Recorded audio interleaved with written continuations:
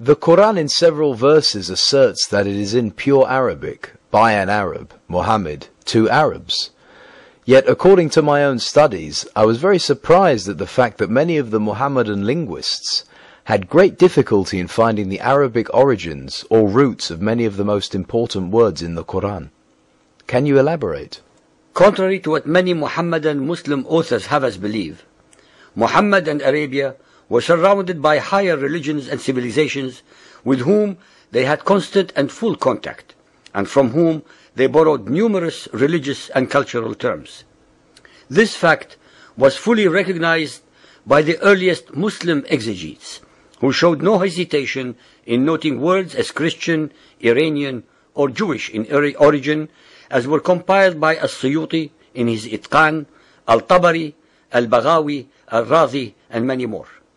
It was under the later scholars such as Al-Shafi'i that this fact, for obvious sectarian reasons, was pushed into the background and an orthodox doctrine was elaborated, later turned into a dogma, to the effect that the Quran is a unique product of the Arabic language.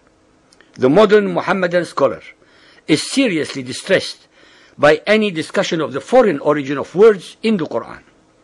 It is extremely rare, based on proven historical and linguistic grounds, that an uncivilized people, such as the pagan Arabs were, would not be enormously influenced by the surrounding more superior civilizations, religions, and cultures.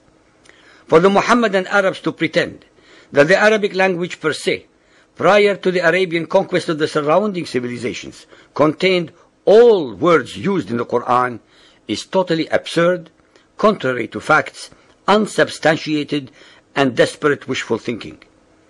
It is invariably the more dominant powers or civilizations that impose their language upon the lesser ones, as actually happened initially by the Greeks, the Romans, and finally by the Arabs in their turn.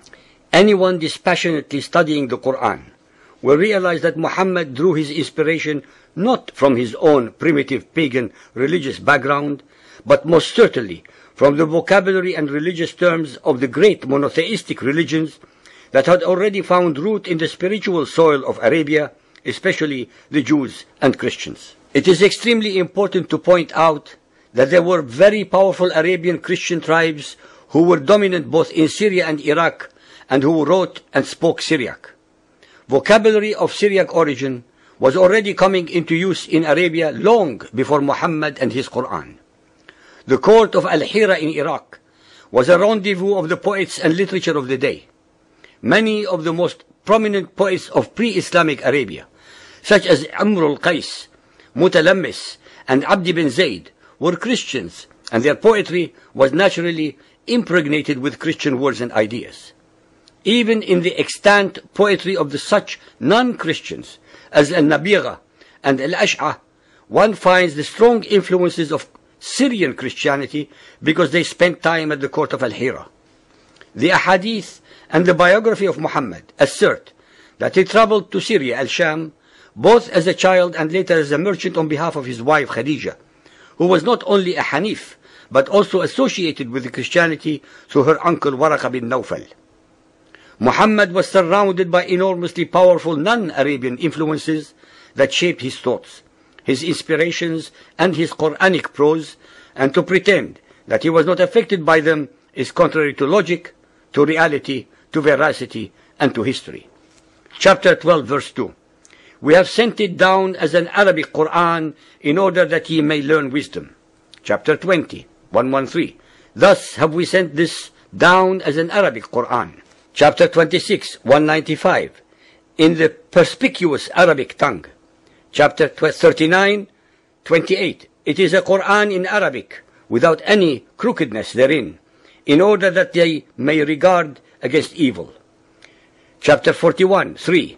A book whereof the verses are explained in detail, a Quranic in Arabic for people to understand. According to the Ahadith, the Quran was revealed to Muhammad in 7 modes. Why were so many modes necessary if it were such a pure form of Arabic in the first place? Al-Tirmidhi Hadith 2215, narrated by Ubay ibn Ka'b. Ubay told of Allah's messenger meeting Gabriel and saying, I have been sent, Gabriel, to a people who are unlettered, among whom are old women and old men, boys and girls, and men who have never read a book? He replied, the Quran, Muhammad, has been sent down in 7 modes. Al-Suyuti cites in his Itqan about 118 words which are not of Arabic origin, but from Hebrew, Persian, Abyssinian, Aramaic, Syriac, etc., most of which are among the most important, without which the Quran could not possibly make sense. The following are only a few examples. From Hebrew and Aramaic, Madrasa, school, is from Beit Midrash. Jahannam, hell, from Gehinnom. Shaitan, Satan, from Satan. Misr, Egypt, from Misraim. From the Christian Abyssinians, Mihrab, niche. Minbar, pulpit. Burhan, proof. Mi'raj, ladder. From the Persian, Firdaus, paradise. Firind, sword. Syriac, Isa, Jesus. Salah, prayer. From the Greek, dinar, currency, denarius.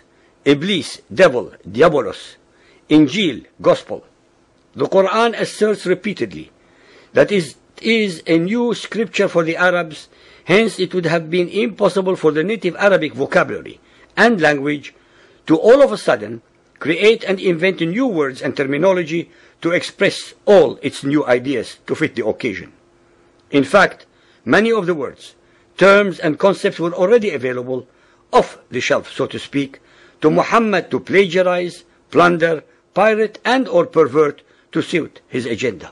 When one studies the subjects above, based upon the works of the Muhammadan exegetes, who had dealt with this very difficult but important matter, one will find out that they were themselves at a loss as to the roots of many of the words, especially since they were not linguists in the 4, 5, or 6 languages that the Quran had copied words from.